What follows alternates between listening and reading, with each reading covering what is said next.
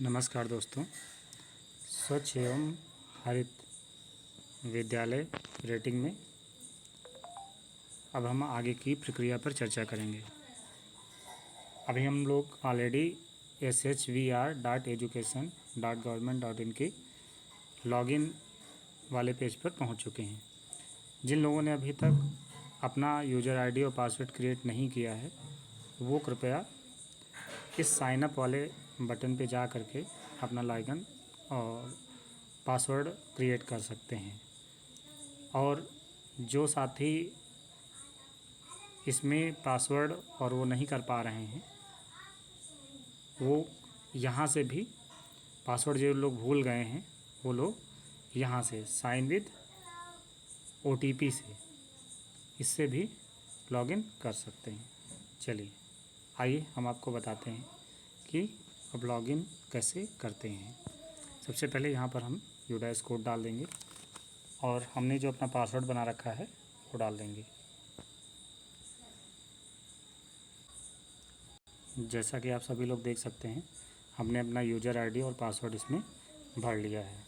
अब हम सीधे लॉगिन पर ये साइन इन पर क्लिक करेंगे और इस वेबसाइट में प्रवेश कर जाएंगे। आप देख सकते हैं अब हम लोग इस वेबसाइट पर आ चुके हैं। अब इसे कैसे भरना है इसके बारे में बात करते हैं।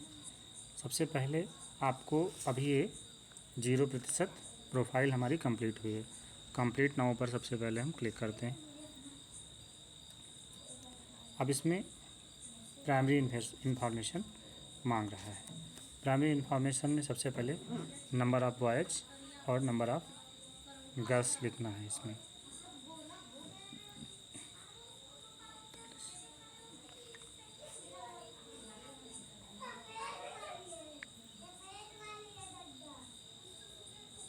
और ये गर्ल्स की नंबर हमने भर दी। चिल्ड्रन विद स्पेशल नीड हमारे यहाँ नहीं है तो हम 0 भर देते हैं।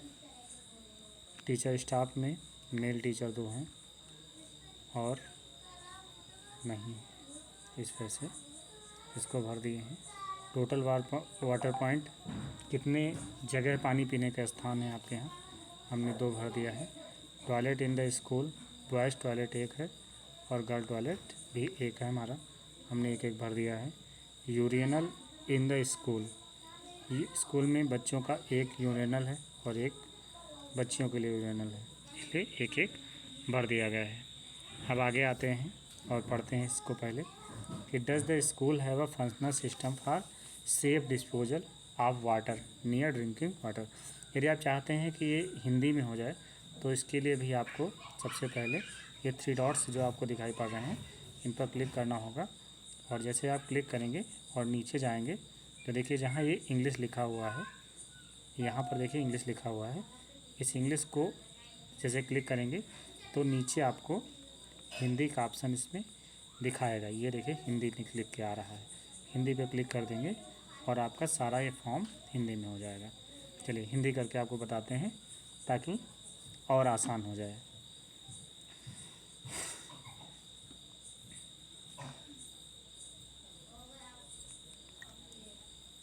और इसी प्रकार से जिनको इंग्लिश में करने में सुविधा है वो लोग इंग्लिश में इस फॉर्म को कर सकते हैं। हिंदी वहीं से जा कर के ये परिवर्तन हो जाएगा, इंग्लिश से हिंदी में और हिंदी से इंग्लिश में हो जाता है। एक बार पुनः हमको सारी जानकारी फिर से भरनी पड़ेगी। 68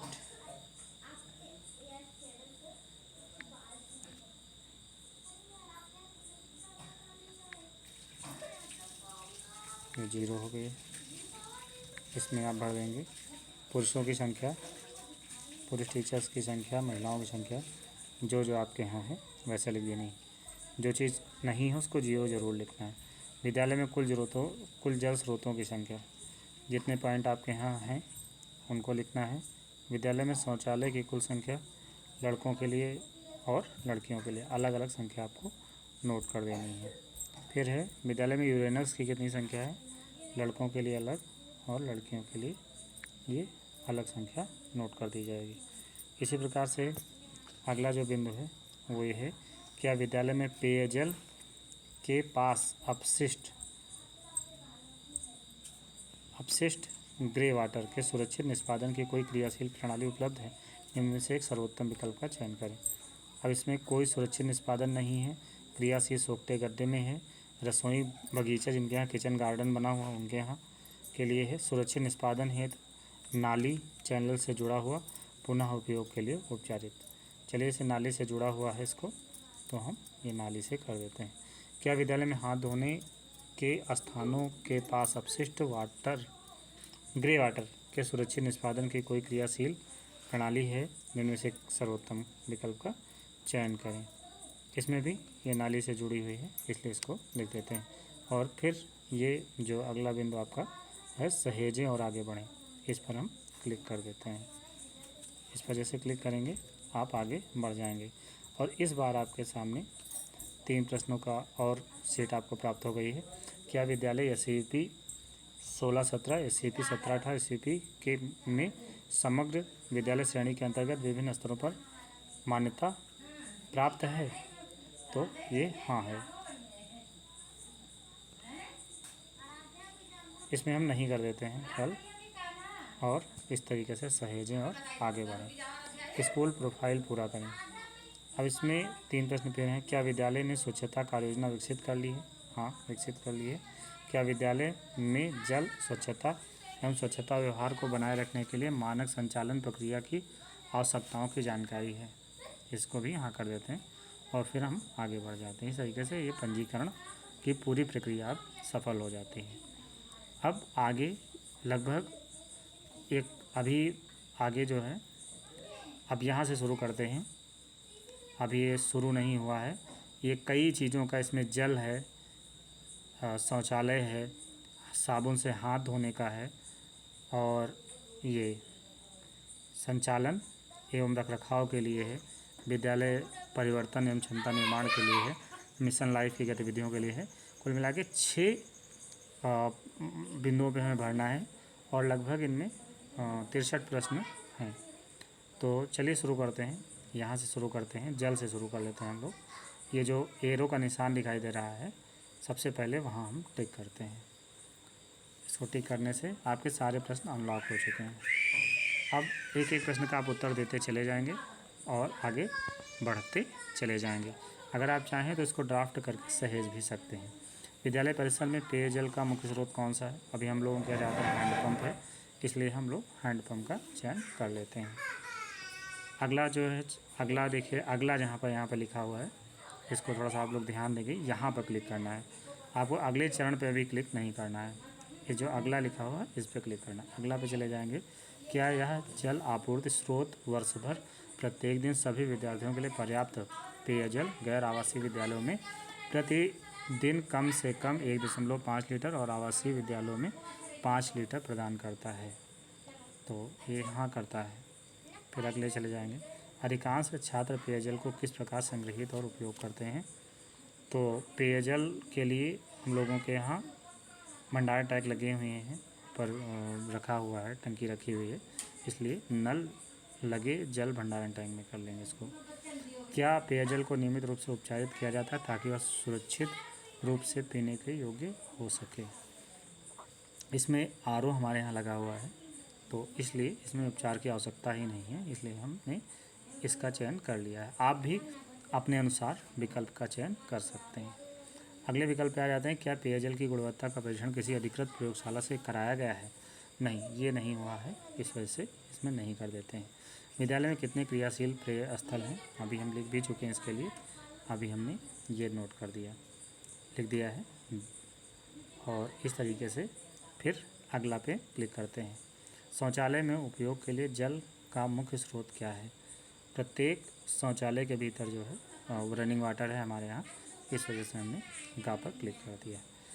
PM पोषण मतलब मध्याह्न भोजन, दोपहर से भोजन से पहले छात्रों एवं रसोइयों द्वारा हाथ धोने हेतु जल का मुख्य स्रोत क्या है?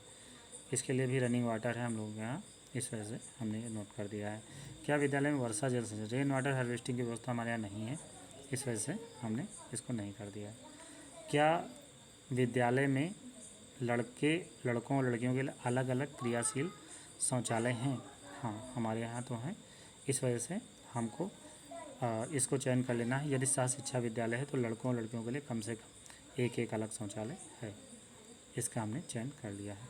विद्यालय में लड़के और लड़कियों के लिए क्रियाशील अवस्था में कितने शौचालय सीटें उपलब्ध हैं? अभी हमारे यहाँ लड़कों के लिए भी एक है और लड़कियों के लिए भी एक है, तो इसलिए हमने एक का चयन कर लिया है। फिर आगे पहुँच जाते हैं। फिर अगले प्रश्न में, क्या विद्यालय में लड़कों और लड़कियों के लिए क्रियाशील अवस्था में कितने मूत्रालय हैं? यूरेनल भी एक है।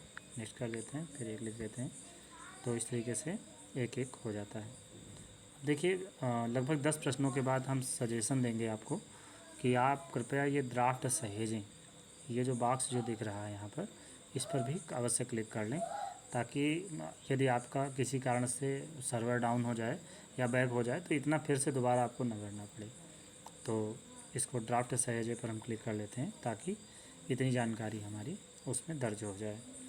अब फिर से अगले प्रश्न के लिए बढ़ते हैं, और ये जो अगला लिखा हो इसको दबाते हैं।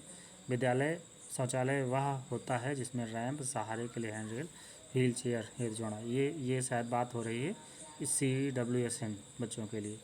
ये भी शौचालय हमारे विद्यालय में बना हुआ है, और इसलिए इसका विकल्प का चयन हमने कर लिया है। क्या विद्यालय में विभिन्न आयु के वर्गों के बच्चों के लिए उपयुक्त शौचालय सुविधाएं हैं? हाँ हैं, अलग अलग बच्चों के लिए भी हैं। क्या विद्यालय में शिक्षक और कर्मचारियों के लिए अलग शौचालय हैं? ये नहीं है। अगला है, क्या विद्यालय के सभी शौचालय में ताला लगाने वाले सुरक्षित कुंडी हैं? ये भी हैं। क्या विद्यालय के सभी शौचालय में उचित ऊंचाई पर कपड़े टांगने के लिए हुक लगे हुए हैं? ये है। और क्या सभी शौचालय में उचित वातानवीकरणीय मतलब वेंटिलेशन है? हाँ, ये है। क्या स्कूल में मासिक धर्म के कचरे के लिए विशेष रंग वाले अलग अलग डस्टबिन उपलब्ध हैं? हाँ हैं। क्या निम्नलिखित में से कौन सा विकल्प विद्यालय द्वारा मासिक धर्म अपशिष्ट के सुरक्षित उपचार निपटान के लिए किया जाता है? इसमें हमारे यहाँ इंसिनरेटर है तो, लेकिन ये इलेक्ट्रिक नहीं है, तो हम बीच वाला खा चयन कर लेते हैं, जिनके यहाँ सामान्य इंसिनरेटर उपलब्ध है। और जिन विद्यालयों में नहीं इलेक्ट्रिक इंसिनरेटर भी उपलब्ध कराया गया है, तो जिनके यहाँ है वो ये इस ऑप्शन का चयन कर सकते हैं। फिर अगले प्रश्न की तरफ चलते हैं। शौचालय के मल कीचड़ निपटान के लिए मुख्य तरीका क्या है? सेफ्टी टैंक बना हुआ है, इस वजह से इसको चयन कर लेंगे। क्या विद्यालय में शौचालय उपयोग के बाद हाथ धोने की सुविधा उपलब्ध है? हाँ, ये है। ये दरअसल पानी की व्यवस्था बाहर है। शौचालय के अंदर वाले गार्ड का चयन करेंगे, जिनके यहाँ शौचालय में लगा हुआ है। अब हमारे यहाँ जो CWSN शौचालय बना उसके अंदर तो है, लेकिन बाकी के अंदर नहीं है, इसलिए हमने खा का चयन कर लिया है। क्या विद्यालय शौचालय के उपयोग के बाद हाथ धोने के लिए साबुन उपलब्ध कराता है? बिल्कुल, क्योंकि कंपोजिट ग्रांट इसीलिए उपलब्ध प्राप्त कराई जाती है, जिसका 10% स्वच्छता पर खर्च करने का प्रावधान है। क्या विद्यालय में PM पोषण दोपहर के बाद के भोजन से पहले हाथ धोने की सुविधा है? हाँ है, और सब जगह टैप भी लगे हुए हैं। क्या विद्यालय PM पोषण दोपहर के भोजन से पहले हाथ धोने के लिए साबुन उपलब्ध कराता है सभी बच्चों को। क्या सभी बच्चे PM पोषण दोपहर के बाद भोजन से पहले साबुन से हाथ धोते हैं? बिल्कुल धोते हैं, और प्रतिदिन रजिस्टर में इसका अंकन भी किया जाता है। क्या विद्यालय में हाथ धोने की सुविधाओं की ऊंचाई विभिन्न आयु वर्ग के बच्चों के अनुकूल है? हाँ है। यदि ऐसा नहीं होगा तो फिर बच्चों को असुविधा भी हो सकती है। अभी 28 प्रश्न हमने कर लिए हैं। अभी और आगे प्रश्न बढ़ते हैं। क्या विद्यालय प्रत्येक कक्षा, रसोई क्षेत्र, अन्य सामान्य कचरा उत्पन्न करने वाले स्थानों पर पर्याप्त डस्टबिन उपलब्ध कराता है? हाँ, कराता है। फिर अगला पे बढ़ते हैं, और फिर ये आ जाते हैं, ये बार बार ऊपर नीचे हो जा रहा है। क्या विद्यालय स्रोत पर ही कचरे का पृथक्करण करता है? जैविक कचरा, अजैविक कचरा? ऐसी व्यवस्था हमारे यहाँ नहीं है, तो इसलिए ऐसा नहीं हो पा रहा है। क्या विद्यालय अपना जैविक कचरा स्वयं कंपोस्ट करता है? नहीं, इसके लिए भी कोई विशेष उपाय नहीं है, विद्यालय परिषद में ही डाला जाता है, और इसलिए इसके लिए कोई विशेष उपाय नहीं है। विद्यालय अपने अजैविक कचरे का निपटान कैसे करता है? ये भी कोई विशेष इसका उपाय नहीं हमारे यहाँ। क्या विद्यालय परिसर स्वच्छ है? बिल्कुल है। क्या विद्यालय परिसर जल भराव से मुक्त है? हाँ है। क्या विद्यालय परिसर में पोषण बगीचा, औषधि पोषण बगीचा है? नहीं कि ये राशि हम लोगों को नहीं प्राप्त हुई है। इनके यहाँ किचन गार्डन की राशि प्राप्त हुई है, उसको हाँ ही लिखेंगे। क्या कक्षाओं और शिक्षण क्षेत्रों की प्रतिदिन सफाई होती है? हाँ होती है, ये तो लगभग सबके यहाँ होता होगा। शौचालय की सफाई कितनी बार की जाती है? शौचालय की सफाई तो सप्ताह में लगभग 2 बार हो जाती है। क्या शौचालय की सफाई उपयुक्त सफाई सामग्री से की जाती है? प्रतिदिन साबुन युक्त पदार्थ, प्रतिदिन नहीं, सप्ताह में कम से कम 2 बार की जाती है। तो इस वजह से हमने गा का चयन कर लिया। स्कूल में शौचालय की सफाई और रखरखाव की निगरानी कौन करता है? शिक्षक, कर्मचारी या सभी मिलकर करते हैं। क्या स्कूल नियमित रूप से शौचालय के फिटिंग और फिक्सचर जैसे नल, flushing cistern, drainage pipe, overhead tank, wash basin आदि की देखभाल और रखरखाव करता है? हाँ, रखरखाव तो करता ही है। क्या स्कूल प्रबंधन समिति नियमित रूप से अपनी बैठकों में स्कूल के वास, पेयजल, शौचालय, हाथ धोना और सामान्य सफाई तथा उनके संचालन और रखरखाव से संबंधित मुद्दों की समीक्षा और समाधान में सक्रिय भागीदारी करती है? हाँ, प्रबंधन समिति भी इसमें सहयोग करती है। और फिर अगला प्रश्न है, क्या विद्यालय में कम से कम 2 शिक्षक स्वच्छता और स्वच्छता व्यवहार में शिक्षा में प्रदर्शित हैं? सभी प्रशिक्षित हैं उसमें। बाल संसद, छात्र नेतृत्व वाली संस्था, समूह, क्लब जो स्वच्छता और स्वच्छता अभ्यास को बढ़ावा देने में सक्रिय भूमिका निभाता है। पीएम पोषण लंच से पहले छात्रों और रसोइयों द्वारा साबुन से दैनिक हाथ धोने के अभ्यास की निगरानी कौन करता है? सभी लोग मिलकर करते हैं हमारे यहाँ। क्या विद्यालय सुबह की सभा और स्कूल क्लब अन्य नियमित छात्र सम्मेलनों तथा कार्यक्रमों में हाथ धोने के प्रति जागरूकता सहित स्वच्छता एवं स्वच्छता व्यवहार शिक्षा प्रदान करता है? हाँ, बच्चों को सुबह प्रार्थना सभा में ये सब चीज़ें अवश्य बताई जाती हैं। पखवाड़े में एक बार हमारे यहाँ मान लीजिए 15 दिन में कम से कम एक बार ये ज़रूर हो जाता है। वो तो सप्ताह में जाता है, लेकिन 15 दिन में हमने नोट कर दिया इसमें। क्या मासिक धर्म स्वास्थ्य प्रबंधन को उपयुक्त आयु के छात्रों के साथ नियमित रूप से चर्चा की जाती है? कम से कम 3 महीने में एक बार, हाँ, लड़कियों के साथ इसकी चर्चा की जाती है। क्या विद्यालय स्वच्छता और स्वच्छता व्यवहार पर सांस्कृतिक कार्यक्रम आदि आयोजित करता है? हाँ, कम से कम 6 माही पर ये जरूर हो जाता है। क्या विद्यालय स्वच्छता शिक्षा को बढ़ावा देने के लिए जल स्वच्छता और स्वच्छता संबंधी पोस्टर और सामग्री प्रदर्शित और उपयोग करता है? हाँ, करता है। क्या विद्यालय जल स्वच्छता और स्वच्छता व्यवहार पर अतिथि व्याख्यान, विशेषज्ञ वार्ता, कार्यशाला, सेमिनार? नहीं, ये सब तो नहीं हो पाती है, इसको इसलिए हम नहीं कर देते हैं। व्याख्यान, अतिथि, ये नहीं हो पाता है। क्या विद्यालय के पास सफाई, जल स्वच्छता, व्यक्तिगत स्वच्छता की निगरानी के लिए कोई प्रणाली है? जल स्वच्छता, व्यक्तिगत स्वच्छता की निगरानी के लिए, हाँ, निगरानी करने के लिए तो टीचर्स उपलब्ध ही रहते हैं। अभी क्या विद्यालय में एक सक्रिय और कार्यशील इको क्लब का गठन हुआ है? ये मिशन लाइफ से संबंधित चीज़ों का निगरानी करता है। क्या स्कूल के पास मिशन लाइफ से जुड़ी गतिविधियों का प्रमाण मौजूद है, जैसे कि तय प्रारूप में पिछले प्रश्न में पूछा गया था? आपका उत्तर का, खा, गा है। तो मिशन लाइफ के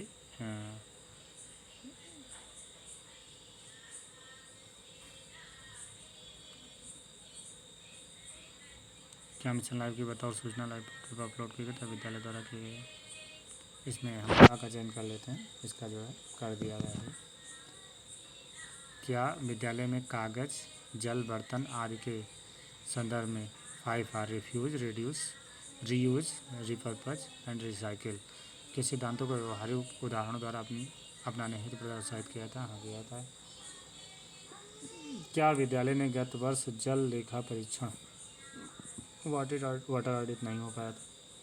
क्या विद्यालय ने पर्यावरण संरक्षण से संबंधित पारंपरिक विधियों, प्रथाओं के अध्ययन व शिक्षण के लिए छात्रों को संलग्न किया है? हाँ, ये तो किया ही जाता है। क्या विद्यालय में विभिन्न क्षेत्रों में LED लाइट्स, नहीं, स्कूल के अंदर है, बाहर नहीं है, तो इसका उत्तर हम नहीं कर देते हैं। क्या विद्यालय ने नवीकरणीय ऊर्जा स्रोत के रूप में कार्यशील सोलर पैनल लगे हैं हमारे यहाँ? क्या विद्यालय ने उपकरणों का उपयोग न होने पर प्लग पॉइंट से बंद करने के लिए उचित दिशा निर्देश जारी किए और ऊर्जा संरक्षण की महत्वपूर्ण प्रथाओं को लागू किया? क्या विद्यालय सुरक्षित पर्यावरण, स्वच्छता और जलवायु पर्यावरण शिक्षा, ज्ञान और कौशल को सभी छात्रों और स्तरों के लिए आयु अनुकूल गतिविधियों से पढ़ाई लिखाई की प्रक्रिया में सम्मिलित करता है। इसमें संवेदनशीलता पैदा करना, व्यवहारिक गतिविधियाँ, परियोजनाएं और अनुभवात्मक शिक्षा शामिल हैं। ये भी होता है। क्या विद्यालय ने पिछले 1 वर्ष में विद्यालय परिसर या आसपास के क्षेत्र में कम से कम 1 पेड़ माँ के नाम वृक्षारोपण का अभियान किया? कई पेड़ किए गए, ये सही है। क्या विद्यालय ने उपयुक्त दिशा निर्देश जारी किए हैं तथा आवश्यक कदम उठाकर परिसर में एक बार होने वाले प्लास्टिक सिंगल यूज प्लास्टिक के उपयोग को पूरी तरह प्रतिबंधित किया? हाँ, ये भी किया हम लोगों ने। क्या विद्यालय जल संरक्षण सुनिश्चित करने के लिए कुछ जल कुशल उपकरण और तंत्र जैसे नल में एरिएटर या कम पानी खर्च करने के लिए फ्लश सिस्टम आदि का उपयोग करता है? नहीं, ऐसा तो नहीं हो पा रहा है। इस वजह से ये आपके सारे विवरण हो गए हैं और इनका ड्राफ्ट में सहेज देते हैं। हालांकि हर 10 प्रश्नों के बाद यदि आप ड्राफ्ट सहेजते रहेंगे तो आपके लिए अच्छा रहेगा। बाई चांस अगर कहीं चला जाता है, आपका सर्वर चला जाता है, तो आगे काम करेगा। अब आप यहाँ पर ये अगला चरण आपको दिख रहा है। अगला चरण पे आपको क्लिक करना है। अगले चरण पे जैसे आप क्लिक करेंगे ये आपका आगे बढ़ जाएगा। अब आएगा फ़ोटो अपलोड करें। अब देखिए कौन कौन सी चीज़ों की फ़ोटो अपलोड करने हैं।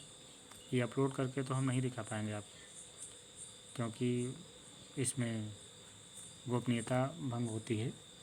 लेकिन इसमें देखिए मुख्य रूप से आपको ये फ़ोटो पहले ही खींच करके रख लेनी चाहिए, क्योंकि जैसे अपलोड बटन पे हम क्लिक करते हैं, जैसे मान लीजिए स्कूल एवं परिसर का अपलोड करना है, तो इसमें आपके जो पीछे के फ़ोटो जो पहले से ले रखे हैं आपने, उनको भी आप अपलोड कर सकते हैं। तो इस वजह से आपको चाहिए कि पहले से ही फ़ोटो खींच करके इनके लिए रख लें। और ये फ़ोटो जो आपको अपलोड करने हैं, इसमें मुख्य रूप से सबसे पहला फ़ोटो आपको अपलोड करना है स्कूल और परिसर के सामने का दृश्य। एक सामने से फ़ोटो ले लें। मुख्य जल स्रोतों का फ़ोटो, जहाँ पर आपका हैंडपम्प लगा हुआ है, टैप लगे हुए हैं, वहाँ का फ़ोटो। वर्षा जल संचयन, यदि आपके यहाँ रेन वाटर हार्वेस्टिंग की व्यवस्था है तो उसका फ़ोटो। यदि नहीं है तो उसके लिए कुछ भी अपलोड करने की ज़रूरत नहीं है, आपका फॉर्म फाइनल मान लिया जाएगा। स्कूल का यार्ड जो परिसर की समग्र स्वच्छता को दिखाता है, मतलब स्कूल का पूरा परिसर दिखाना है जो स्वच्छ हो। लड़कों और लड़कियों के लिए अलग अलग कार्यशील शौचालय की फ़ोटो लेना है। इसमें आपको टॉयलेट्स की CWSN शौचालय की फ़ोटो भी आपको चाहिए होगी। फिर कचरा निपटान व्यवस्था तंत्र, आप इसमें डस्टबिन का फ़ोटो दे सकते हैं, या आपके यहाँ जो भी व्यवस्था कचरा निपटान की हो उसके संबंधित चीज़ें इसमें आप अपलोड कर सकते हैं। स्कूल में पोषण बगीचा, यदि आपके यहाँ किचन गार्डन का पैसा है और आपने किचन गार्डन को विकसित किया है तो इसमें उसका फ़ोटो अपलोड कर सकते हैं। इसमें फिर है मासिक धर्म अपशिष्ट के निपटान के लिए, इसमें इंसिनरेटर जो बने हुए हैं उनका फ़ोटो खींचना है आपको। शौचालय के बाद और PM पोषण, पूर्व मध्याह्न भोजन, दोपहर के भोजन से पहले साबुन से हाथ धोने की सुविधा, इसका जो है जहाँ पर टैप लगे हैं, जहाँ बच्चे हाथ धुलते हैं, उसका फ़ोटो। और जल गुणवत्ता परीक्षण रिपोर्ट, यदि आपके यहाँ जल गुणवत्ता परीक्षण हुआ है तो उसका एक फ़ोटो यहाँ पर अपलोड होगा। शिक्षक प्रशिक्षण प्रमाण पत्र, यदि किसी ने इस विषय में प्रशिक्षण लिया है, उसको कोई प्रमाण पत्र प्राप्त हुआ है तो भी आप लोग अपलोड कर सकते हैं। यदि ये चीज़ें नहीं हैं, जो चीज़ें आपके पास इसमें नहीं, उसके लिए परेशान होने की ज़रूरत नहीं है, आप उसको स्किप कर सकते हैं, मतलब उसको नहीं अपलोड करेंगे तब भी आपका ये फॉर्म फिलअप हो जाएगा। इसमें केवल एक इको क्लब फॉर समसन लाइफ पोर्टल पर इको क्लब के गठन की सूचना, ये जो है ये केवल आपके लिए आवश्यक है, क्योंकि आपने पीछे भरा है कि हमने इको क्लब का गठन किया है। इसमें अधिकतर शिक्षक तो जो उन्होंने गठन किया है उस रजिस्टर में जो इको क्लब का गठन किया उसी की फ़ोटो की उसमें लगा दे रहे हैं, फ़ोटो अपलोड कर दे रहे हैं। अगला है कार्यशील सोलर सिस्टम। ये सोलर सिस्टम है, जैसे हमारे यहाँ है सोलर सिस्टम, तो सोलर सिस्टम का फ़ोटो इसमें लगाया गया है। और ये भी एक आवश्यक फ़ोटो है इको क्लब का। इसमें स्क्रीनशॉट ले सकते हैं, जैसे आपने जो भी उसमें अपलोड किया गया है, जो आपने अपलोड किया है उसमें प्रेरणा पोर्टल पे इको क्लब की जो भी गतिविधियाँ आपने अपलोड की हैं पोर्टल पे, उसको आप इसमें दर्शा सकते हैं। इस तरीके से आपका ये संपूर्ण काम जब हो जाएगा तब आपको क्या करना है, फिर ऊपर आना है और यहाँ पर विद्यालय अंतिम पूर्वावलोकन पर आप आ जाएंगे। यहाँ पर ये अंतिम पूर्वावलोकन है। जब आप इसको क्लिक करेंगे तब उसके बाद में आप जो है इसको फाइनल सबमिशन कर पाएंगे। एक बार देख लेंगे कि आपके द्वारा जो भरी गई जानकारियाँ हैं वो सही से हैं या उनमें कोई परिवर्तन करने की आवश्यकता है तो परिवर्तन कर लेंगे। बहुत बहुत धन्यवाद। आप सभी लोग यदि इस वीडियो से थोड़ा भी लाभान्वित हुए हों तो कृपया वीडियो को लाइक और सब्सक्राइब अवश्य करें। आप ये यदि कोई समस्या हो रही है तो आप इस वीडियो के नीचे कमेंट बॉक्स में अपनी समस्या बता सकते हैं, यथा संभव उनका उत्तर देने का प्रयास किया जाएगा। बहुत बहुत धन्यवाद।